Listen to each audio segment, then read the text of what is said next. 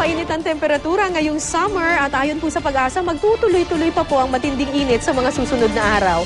Kaya naman paalala nila sa mga lalabas, iwasan na raw ang magbilad sa araw at magbaon parate ng inuming tubig. May report si Maris Umalis. Pumalo sa mainit na 33.5 degrees Celsius ang temperatura mag-aalas 2 ng hapon kanina sa Metro Manila. Bahagyang mababa kaysa 34.5 degrees Celsius na naitala kahapon. Pero ayon sa Pag-asa, asahan pa raw ang ganitong katinding init sa mga susunod na araw. Wala tayong nakikita nga low pressure area o bagyo man na maapektuhan sa atin. Ang rason bakit may panahon natin, halimbawa sa Metro Manila, kasi wala tayong ganong kaulapan. Kaya po yung sikat ng araw ay diretso sa atin. Sa Tuguegarao na madalas makapagtala ng pinakamataas na temperatura, umabot sa 35 degrees Celsius ang temperatura kahapon. Nag-35.5 degrees Celsius naman sa Dagupan. Habang sa Subic, Zambales, umabot pa sa 36.2 degrees Celsius kahapon. Pati nga sa Baguio, umabot na rin sa 25.5 degrees Celsius ang temperatura kahapon.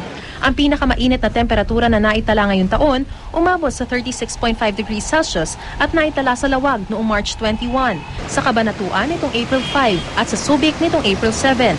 Noong 2011, pinakamainit ang 39.9 degrees Celsius na naitala sa Tuguegarao. Pagpapatuloy na raw ang mainit na panahon hanggang sa kalagitnaan ng Mayo. Nagpapayong, naliligo lagi, nagstay sa bahay o kaya sa school. Ganun lang. Para hindi ako maarawan, maiwas ako sa araw. Nagbabasa ng towel na tapos ipupuna sa para medyo malamig yung... Ano yan? Binabaon niyo yan?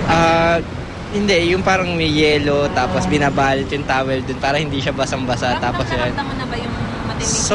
Sobra. Tsaka nakakapaltos talaga.